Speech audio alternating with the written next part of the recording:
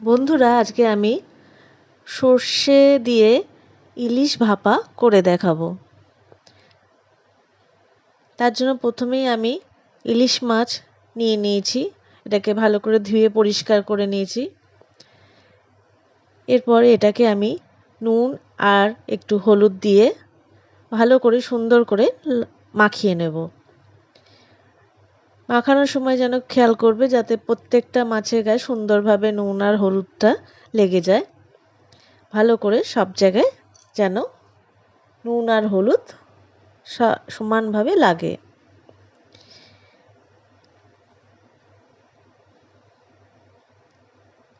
এরপর আমি কালো সর্ষে বেটে নেব। তোমরা চাইলে এখানে সাদা সর্ষেও ইউজ করতে পারো। কালো সর্ষে আর সাদা সর্ষে মিশিয়েও অনেকে করে। আমি কালো সর্ষে নিয়েছি, সাথে নিয়েছি কয়েকটা কাঁচা লঙ্কা আর 1 টেবিল চামচের মতন নারকেল কুড়ানো। তারপর এটাকে আমি মিক্সিতে ঘুরিয়ে নিয়েছি। দেখো, একটা সুন্দর পেস্ট বানিয়ে নিয়েছি আমি একটা। এবার আমি একটা টিফিন বক্স নিয়ে নিয়েছি। এই টিফিন বক্সে প্রথমে আমি সর্ষেটাকে দেব। মাছটা আমাদের ম্যারিনেট করে রাখাই রয়েছে। তারপরে এই সলিউশনটা আমরা বানিয়ে নিচ্ছি। সর্ষেটাকে প্রথমে নিয়ে নেওয়ার পর আমি একটু টক দই দেব। 3 চামচের মতন টক দই দিলাম। তোমরা টক দইটা অবশ্যই দেবে, তাতে রান্নার টেস্টটা একটু ভালো হয়। এরপর হলুদ দেব আর নুন, আর এর সাথে দেব কাঁচা সর্ষের তেল। এই কাঁচা সর্ষের তেলের গন্ধটাই পুরো রান্নাটাকে সুন্দর বানিয়ে দেবে। সর্ষের তেল তোমরা তোমাদের পরিমাণ মতন দিও, যার যতটা রান্না হবে। আমি 3 চামচের মতন দিলাম। এরপরে আমি আবার শেষে আরেকবার দিয়ে দেবো।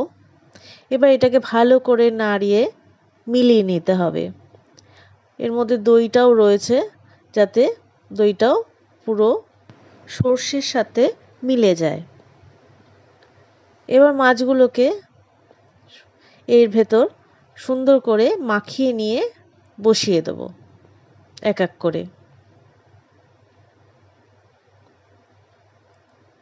মাছের গায়ে আমাদের কিন্তু আগেই নুন আর হলুদ লাগানো ছিল, সেটা বুঝেই তোমরা এই সর্ষে বাটার মধ্যে নুনটা দেবে। তারপর আমি এর ওপর দিয়ে কাঁচা লঙ্কা ছড়িয়ে দিলাম আর কাঁচা সর্ষের তেল ওপর থেকে দিয়ে নিলাম। এবার আমি ঢাকনাটা ভালো করে লাগিয়ে নিলাম। এবার আমি একটা প্রেসার কুকার নিয়ে নিয়েছি।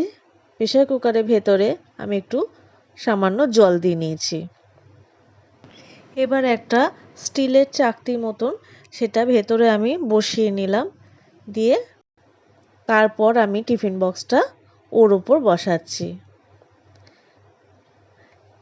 তাহলে আমাদের জিনিসটা নষ্ট হবে না। এইবার আমরা এটাকে একটা সিটি দিয়ে নেব। আমার দেখো হয়ে গেছে, সিটি দেয়া হয়ে গেছে। আমি এবার পার করে নিয়েছি। এই সময় তোমরা একটু খেয়াল করবে, একটু সাবধানে খুলবে, গরম থাকে, পারলে একটু ঠান্ডা হয়ে যাওয়ার পর খুলো। দেখো কি সুন্দর কালার এসেছে, আর লঙ্কাগুলোও সেদ্ধ হয়ে গেছে। বন্ধুরা, আমার রান্না যদি ভালো লাগে তাহলে লাইক ও সাবস্ক্রাইব করে দিও।